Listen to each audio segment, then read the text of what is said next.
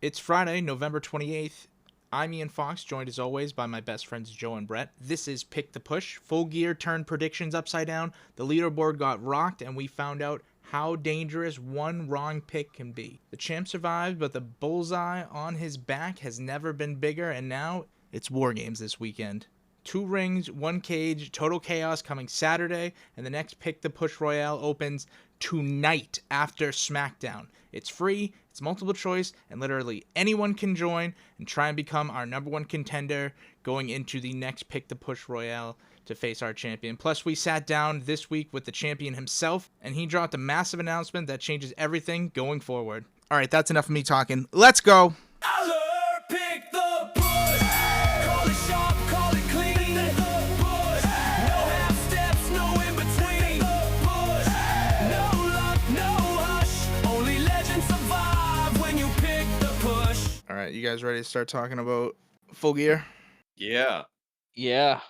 Yeah. I'd say the biggest part of full gear is our defending champion Ferg beats Blue Ghost Kevin by 20 points Yep. for the Pick the Push Championship, retaining. Once again, that's his second defense Unreal. by a pretty significant margin, but kind of a lower score you'd expect out of a champ. But I mean, that's kind of the champion's advantage, right? Yep.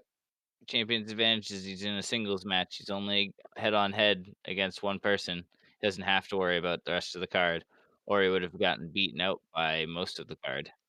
As much as I want to say he had a lower score, the median score is 56.17. So anybody scoring higher than that did better than the average. So I think that's a cool stat to put out there. And like, even though like I might be a little down on the score, it's still a totally fine score. But there was a lot of high scoring scores between everybody now. Caitlin's highest score for sure. She tied the highest score that we've ever had. Period. The highest score we ever had was 75, but that was broken also from the first time ever beating the high score by 1 point with 76 points on the first event ever is pretty ridiculous. Also, speaking about contendership, all is right in the world with you back in the number 3 slot on the leaderboard. Number 3. I mean, I want to say I'm annoyed by it, but it still feels pretty good. I'm not going to lie. It should just feel good. Like you're doing great. You're consistently up at the top still. Yeah, it's still, even though consistently at the top where I'm doing not bad, I was still the lowest out of the 3 of us, with our scores being me at the lowest with 59, Brett with 64, and you, Joe, with 75 points, which is still like, that's an insane score. I've got to admit, I'm rather proud of it. I was pretty mad at myself because I had been talking about the 3 championship changes all week long about how Joe was going to win, how Briscoe was going to win, and FTR was going to win. And I was like, those are the 3. That's it. I kept saying it over and over and over. I misclicked. I put 2. So That was the brutal. deciding factor. It was a deciding factor because I think that question's worth like 5 points or something like that. Yeah. Yep. And I lost by 1. Yep. So that's pretty pretty ridiculous. Cool. Yeah, I'm So- pretty upset I didn't take your advice with going with Joe. I don't know what I was thinking. Mm-hmm. That was for me too. We would have been so much better too. I can't believe how close both of us were for like something even crazier than 76. So what I'll admit is I feel like I deserved these points. Like I actually made these picks. I feel like all 3 of us suffered from the same thing this week. All 3 of us suffered from not listening to me. You cost us 20 points. Since Joe has the highest score, he will pick who does the promo and what promo they do. We will find out next week. And then the last stuff I have about Full Gear is just, I always think it's fun to go over the hardest questions and the easiest questions. The easiest question on the card was, does Statlander retain? Everybody got that right, 100%. She definitely was retaining that title. Nobody got fooled on that. No, she wasn't losing that. No way in hell. The funniest one that was the hardest was the match order for number 7. Nobody got the 7th match. Just nobody did. Nobody got that one right. And then announce table's broken. Everybody had that wrong too. That one's a little tougher than normal because we give multiple options, but still nobody got it correct. None of them broke, and everybody thought at least one would. Yep. That's pretty funny. It's got to have at least one broken announce table. Yep. Nope. Nope. Not a single one. 9 matches, not a single broken announce table. This is the gambling fallacy too, because I've been putting announce tables broken for like every match, every one of these pay-per-views recently, and none of them have broken kind of recently. So this is going to be like the gambling bias. Well, now I pick the opposite, and they break Yep. all the time. I fully expect that, and I have no idea which way I should go about it. I'm very in the lost zone there of like, okay, I know none will probably break. I'll put none, and then like 5 will break. It'll be the one pay-per-view where literally they break an announce table every match. Just every single one. Like, what the fuck? I've never even seen this many announce tables before. I fully expected it in the casino gauntlet. Which wild that Ricochet is the new national champion. That's pretty cool. He kind of earned that championship. He's definitely put in a lot of work, and I'm happy to see him get what he earns. 100%. Full Gear was wild. We don't have to go over all of the matches, but there's definitely a lot more blood than we thought. There was an insane amount of blood, including the fact that Blood and Guts was just a week or whatever before. Yeah, I can't believe that they continue to just absolutely demolish their bodies. They didn't demolish their bodies that bad. We got to see most of them come out and talk and wrestle tonight. Well, I'm saying like they just went through Blood and Guts, then they just did Full Gear. Like those are Yep. very close together. Like that one of those can't be easy. Never mind the two of them that close to each other. Like what Yeah, the do fuck? both of them. Like Kyle for sure is in the hospital. And like Hangman Page had a crazy match with Hobbs. Like I know he wasn't in the Blood and Guts, but like that was a pretty wild match. And then to go into a steel cage with Joe is pretty intense. Yep, I'll agree. Oh, fuck, dude. The amount of punishment that AEW just suffered is incredible. And we just lost a hero to the hospital. Fucking Penta, dude. We just saw punishment on television from AEW for a long time, and nobody's dead. And we saw one Monday Night Raw, and Penta's destroyed. Yeah, that is a crazy thought. It's a game of inches. Like it comes down that if you just land slightly wrong, then you get really fucked up really quick. Yeah. Never mind, we're watching these guys almost kill each other is insane. Yeah, he went to go do a Hurricanrana with Solo. Solo didn't really catch him. He just kept going and landed on his like neck and shoulder. We don't know how long Penta's going to be out for, but it's definitely not going to be a short injury, unfortunately. Yeah, I expect back by the Rumble at best, I think, but that still sucks because the Penta Bros just came back in AAA, so that just ruins Ray Phoenix's tag run again Yeah, for like something that was going to be amazing. Lucha Bros are so fucking cool. I know. I would have loved the Lucha Bros to come back, and of course, like right after they get back together, he goes and separates his shoulder. But I have heard that timetable of what is it, 6 to 8 weeks, Yeah, maybe 6, 7 weeks, 6, 7, 6, 7. 6, 7, 6, 7. Should be ashamed of yourselves. For Raw, there was really only one thing that I enjoyed the most was anything Dominic Mysterio does. The fact that he brought out a John Cena was one of the coolest things ever. That was amazing, and that by far was my best part. And that's really what's kind of holding me to Raw a little bit. But we'll see by the end of the night with what I pick, Raw or AEW. But that was definitely the best thing for me. My favorite was the intro to the Penta match. Yeah, Penta's cool as fuck. Raw started off real slow, real slow. Then they had a Gunther match that was really good. Then you had the Dom John Cena, which was probably the best part because Dom also gave John Cena a 5 knuckle shuffle, a frog splash, and a 619. Even though I do think the best segment of the week for me would probably be John Cena. My favorite part for AEW this week has definitely got to be the Tony Storm announcement and how she came out to announce the stipulation to Mina Shafir that they were going to have a hardcore holiday death match next week on Dynamite. So next week you're not going to want to miss Dynamite, and I have a feeling that it's going to be a very similar result this week, AEW versus Raw, as next week when Raw has to try and go up against a holiday hardcore death match. I have never watched wrestling and laughed as hard as Tony Storm's promo in this episode right here. Just here on Wednesday. I like that. That was one of the, mind you, the reason why is because Marina Shafir has been an absolute terror for the past, I don't know, 5 or 6 of her appearances. So it's for Tony to do what she did after all that buildup. I was absolutely dead. It's kind of odd to have another peak on a Wednesday. And we all know that match is gonna be an absolute banger. It's But, gonna be unreal. It's gonna be so wild. Now that I'm actually talking about Raw, seeing what I liked and didn't like, I am ready to say I'm gonna pick AEW this week. I think. if the best part of Raw is just the Mysterios, and the Mysterios are trying to drag Raw through every week, because that's what I feel like it is. If they have a good week, Raw's doing good. If they have a good week and everyone else sucks, it's like they can sometimes still kind of pull it out, but it's just them this week. And I don't think that they can beat like what we've seen for AEW this week. Like Orange Cassidy and Cesaro right now is that's a banger. Okada Kyle Fletcher started the show. Like Yeah, another great match. that alone was better than most of Raw.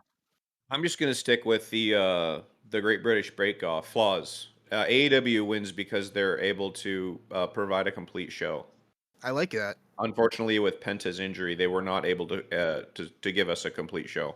That's a fair point. It's a shame that I see it that way too. Now that you mention it, though, we are all on the same page though. Another AEW landslide. 1000%. By technicality is what I'll put on the report, but yeah. So after going back and listening to all of our previous podcasts and like actually starting to keep a record of what we're thinking, You're such a hero for this. it's just fun, and I feel like it's cool that we add the record. So that brings AEW's total from starting the podcast 12-5 against Raw. Yeah. Not only do I have what shows winning on the week, I have who's picking what. Like I have I'm picking AEW on this week, and like Joe's picking Raw on this one. Like it shows every one of our picks for each week. It showed all of the weeks of Joe hanging on to Raw for dear life before finally succumbing to the glory that is AEW. Oh, I still have those. Yep. We'll be able to keep track of stats of being like Ian's picked AEW 7 weeks in a row. Finally Raw just losing that bad. They were holding on for a minute. They put up a fight, and then they just started to not care. And it was right around the time they switched to ESPN. I jumped ship real quick. This weekend is WarGames. The Pick the Push Royale opens right after SmackDown. Put in your picks then. Closes when WarGames starts. What we're doing for the card is no different than what we normally do, but I got my own spin on it, and I'm very interested to see how you guys feel because nobody else knows this. I have not talked about it. Just kind of worked out to be the way that it is. But the first section is always match order. There's only 4 matches on the card right now, so that's very interesting and a big reason why I'm going to go into what I'm going to go into. But, just pick the matches. 4 shouldn't be that big of a deal. Now, the matches on the card are both the men and women's war game, as well as John Cena versus Dominic Mysterio for the IC title. Those are the only 3 ones we're picking as far as winners and props. As far as the war games ones go, you obviously pick your winners. And then the first question is what I'm talking about is entrant order. So just like the match order, you're going to pick who comes out when and where. And that's going to be 1 point each. So that's 10 different match orders, basically, that you're going to pick for who enters the match for the War Games. For the War Games matches? Yeah. You pick all 10, even who starts it. That's unreal. Oh, yeah. And then the next question after that is who scores the decisive fall. So you pick out of everybody there of who's going to win the match for them. And then the question right after that, who's taking the final fall, and you pick who's going to take that loss. And that's for both the War Games matches, the men's and the women's. Jesus Christ. That's going to be so brutal. Yeah, that's what I'm talking about. It's going to be hectic, and maybe everybody will hate it. Maybe we'll never do it again. Maybe I'm testing it to see how it works for the Royal Rumble. Who knows? We will see what happens. I could tell you right now, I'm going to hate it. Yeah, I that was a joke. There's no way I'm doing 30 for the Royal Rumble. At most, this is pretty much as far as we're going to go. But I thought it would fit perfectly, and with not a lot of matches on the card, I thought if anybody was going to be comfortable being like, oh, there's only 4 matches, that's fine. I wanted to just drop a bomb on their head and be like, what the fuck? That was really what inspired this, and I'm very excited to hear the complaints. I want it, though. I feel like that's definitely the way we should do it. Just because it is so brutal. It'll be like the one guy who got 15 points is like, you're a demigod, because everyone else there has 0. Bro. It's going to be intense. I love that, and I think it brings a little bit more of a difficulty. And obviously no ties. Like, it's going to be hard. All of those are only worth a point as far as like order and match order too. Beautiful. So it's not going to be like too intense, but I mean, that's a lot of points. Because at the end of the day, this card always subject to change. I mean, I do expect them to add more than just 4 matches. But right now, this is what we're talking about. It's Wednesday as we're recording, and this starts Saturday, so it's only so much time to add stuff too. For the John Cena Dom match, I have 2 questions for that as well. Will anyone interfere? And will the champion retain? Simple as that. Oh yeah, I can't imagine anything else. It's not a special match, right? Simple enough, right? There's not too many, like, I couldn't ask if Ray interferes, but I feel like if anyone interferes, it's going to be just as good for me. I do kind of expect Liv, but I'm not entirely sure how I'm going to pick it right now. I'll be honest. Last thing on the card, just to finish this off, we have title changes for the event props is none, 1, or 2+. Simple. Announce tables again, none, 1, 2+. Literally the exact same options, but for the announce tables. Oh, but I will put /barricade broken, actually. The next one is over under, just half of ref bump, so 1 ref bump is points. Will we see a return or debut? You know, all the pretty standard stuff. And then one that I thought was appropriate for WarGames kind of only was number of matches with blood. I expect 0. I fully expect 0. I think this question will swerve some people. I'm probably going to put none, but your options are none, 1, or 2+. If we see blood on WWE ever, I fully expect it to be at a WarGames. Yeah, maybe 1, if anything. I don't even see both. Maybe. I just see 1. Like I said, I'm still most likely going to put none. Like, I'm not trying to be a scumbag here. Like, the question is there to possibly swerve anybody that puts more than that, but I am myself most likely going to put none. Yeah, I was gonna say the safe bet is none, and then if you really think because like you wanna play the like the over that there will be, it'll just be 1, and it'll be an accident, and it'll probably Yeah. be during the The women's, because of Nia Jax. yeah.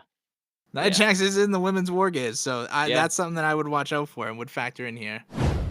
So at Survivor Series, it'll be Josh versus Ferg for the championship, and then anyone else can enter the Pick The Push Royale today. As you are listening to this, you should be able to find our links to get ready for it to be open. But the Pick the Push will open after SmackDown. Bingo. And it's free to enter. It's just multiple choice predictions. It's a lot of fun. If you don't do it and you're listening to this, what are you doing? Fill it out, Survivor Series Eve. I'm now joined with a very, very special guest, our reigning, defending champion, Ferg. Ferg, thank you so much. Welcome back and congratulations. Thank you. Thank you for having me. I mean, it's been a while, but I still feel like I get to talk to you a lot. Are you sick of these interviews yet, or how do you feel about these? I feel myself, here's what I'll say. I do have a little bit to say after this past weekend. Thank you, Blue Ghost. I truly believe you elevated my championship. You're making me shoot promos and got me all excited for the prop bets and stuff like that. I was worried going into it, and I feel it felt really good to win. But I also feel like I'm demanding things in the Discord channel. I'm adding things to the soundboard. I got my little Roman Reigns bumper going on right now. I was talking to Ian about this earlier, but like I feel it's the same thing I got when I was playing fantasy football. It changed how I was watching football. I was almost starting to not enjoy it as much because I was so focused on the points. I love wrestling and I love being the champion, but here's where I'm at. I have two more runs to go, 2 more matches to go before the end of the year. When I set a couple matches back, I'm going to hold it for the rest of the year. Josh, I want you to step up, try to take the belt from me. Anybody else listening, I want you to win this weekend and face me in the final match of the year. Because if no one can, I am retiring with the belt. I'm taking it home. You guys are going to have to make a new one. That's huge. You're doing the John Cena thing. I'm doing the John Cena thing. If that's really true, I fully respect that decision, but I completely understand because it definitely changes how you look at wrestling or just your focus on it too. I mean, it's hard to find time to watch as much wrestling, never be as obsessed as just all of us here, just trying to trump at the bit, figuring out like giving a care of like which match happens like third. Like who cares? But like it matters here, and it's crazy. It comes down to that sometimes. So yeah, absolutely. You would have 2 matches. We have 2 Ferg appearances left, possibly. I guess that's history right there. Just getting back to Full Gear, maybe some things you already touched on earlier. You did win by 20 points. How confident were you in your picks against our number 1 contender at Full Gear? I mean, Full Gear was tough. Like the match card was kind of all over the place. I feel like the match order was always going to be hit or miss, right? And I missed for most of them. That's fine. I can accept it. I'm sure most people did. Those are hard points. But then going into the actual matches themselves, I mean, I had a pretty good sense that there would be some sort of upset. And it was like Statlander. Would she maybe lose the belt to Monet? Would they give Monet the win? At first, I was going in that direction, but then I was also looking at kind of how Hangman was doing things, and especially on Dynamite. I was watching and just kind of looking at Joe's body language, and it felt like he could have one more run with the belt, right? Like he's definitely getting up there. It seems like he's putting a bunch of people over, but he's just like kind of a lovable guy, despite, of course, the gimmick. But I think it's was right for him to win, and so I went that direction. I got pretty lucky, but I'm super happy I came out with that swerve. And as far as the tag team match, I don't know. That was a complete guess. I really don't have a good sense of either of those teams. Yeah, Blue Ghost had that same exact picks as you did for that tag team match. It truly came Mhm. down to that steel cage match. It's Yeah. crazy. And the fact that our Joe was talking about just how consistent Samoa Joe is at cage matches, and he saw the swerve coming from a mile away, was still like, I was more just like, I was hoping people would take the pick as bait, and I would just take Hangman, and then MJF would come out, and it's MJF's title win, is where I was coming from. And it's crazy. Just like, what, now he's lost 3 still cage matches out of 28, 29 matches now. Something like that, yeah. Well, and here's the thing: if it was WWE, Hangman would have won. That's probably right. But I trusted AEW to make it interesting, right? Yeah, that's a really good point. I definitely didn't consider that at all. Like they've done the rematch where the victor has to go one step forward, like the champion has to do a little bit more to beat Drew McIntyre or something stupid like that, right? But this is a different company. I like that point. I like that point a lot. It gets me more excited to watch more AEWs. But all right, so past Full Gear, since your competitor lost, are you aware that there was a quote that has been leaked about you from them talking shit at all? I saw something. The quote of his has been leaked about him saying, first he'll take your belt, then your job, and make you work for him as his butler. What do you have anything to say to that, or any response? First off, you can pry my job for my cold dead fingers. I have a pension. I am not leaving this thing forever. Not in this economy. But in all reality, I mean, I think Blue Ghost was getting really into it. I appreciate that he was talking smack and threw me that promo, kept me, on my feet. Maybe got a little too big for his britches, but I'm anticipating his name again in the championship talk, hopefully sometime soon. Do you have any concern as a champion that you were outscored by all 3 hosts of the show here? No, 'cause none of you scored the most. I mean, that's fair, but we're gaining momentum. Do you think it's harder as a champion, or is it harder becoming the champion? I think it's harder as the champion because you're not just you're playing with the weight of the championship around your waist, and it feels bad to lose. If you lose and you're not the champion, you just go back to trying to be the champion.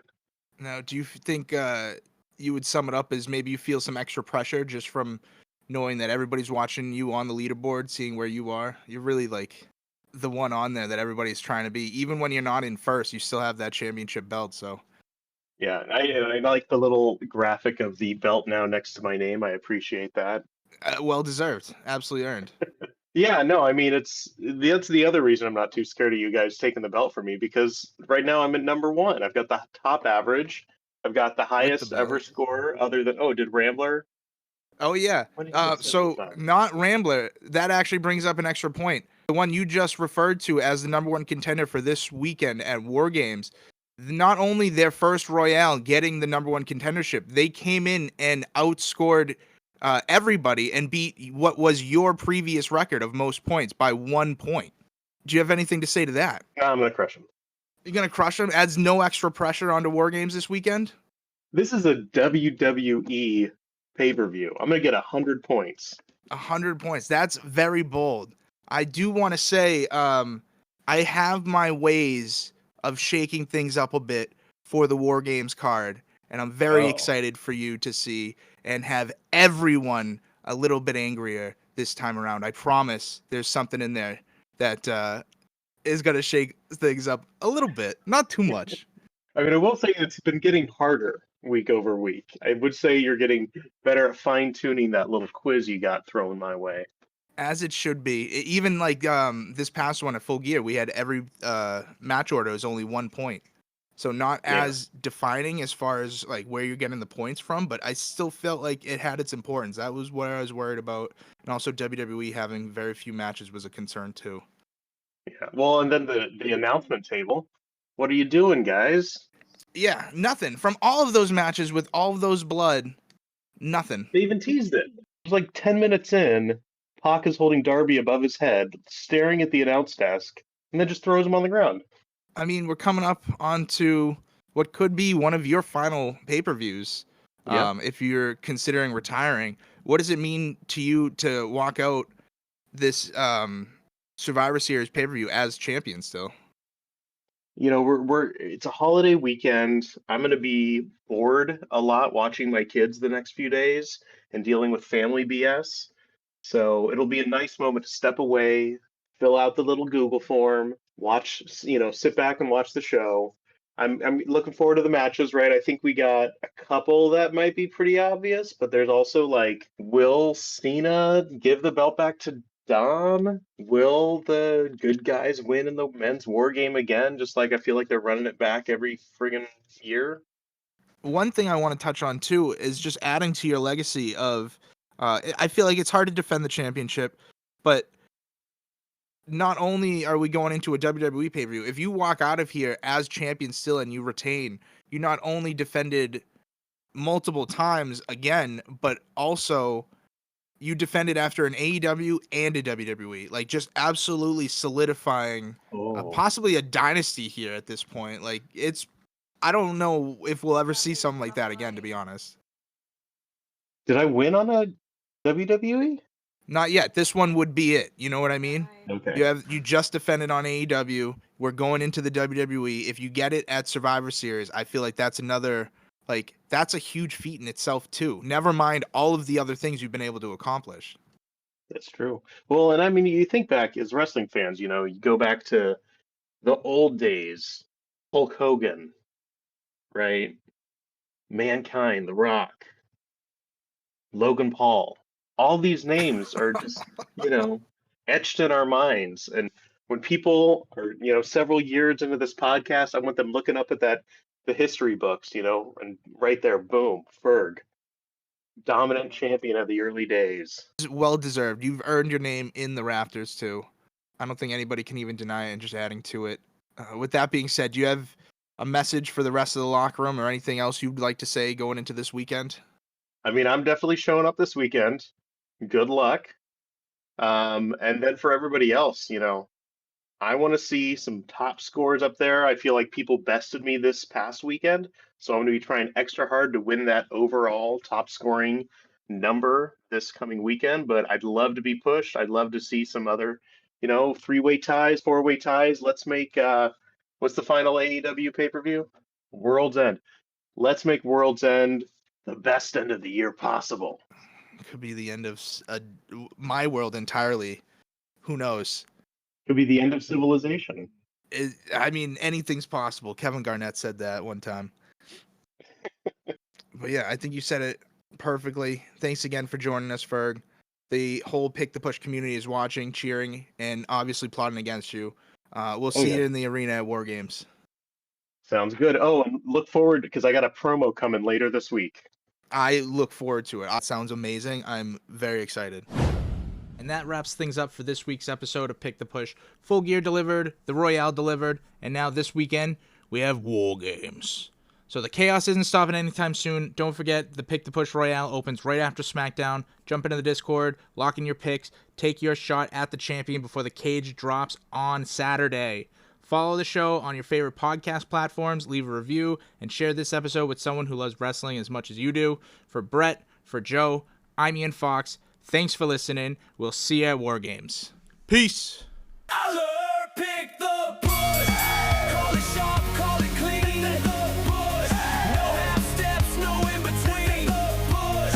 No luck, no hush. Only legends survive when you pick the push. Boards light, hearts race, crowd reacts. Every pick swings, no room for slacks. Bluff fails quick, mistakes break fast. Every choice lands, nothing's left to chance. Climb the ranks, feel the surge, hit it hard, no room to purge. Eyes locked, focus tight, every swing counts in the fight. Predicted the twist, caught us all flat. No way you had that. Pick it right, own the night. Pick it wrong, still stand your fight. Every call cracks, every swing crushed. Step in the ring, pick the push. Push, push. I learned pick the push. Call the plays on the night. Push. Make it land, hold it tight. Push. No slack, no hush. Only legends survive when you pick the push.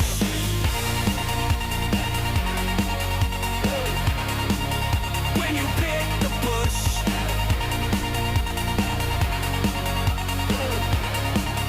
When you pick the push. When you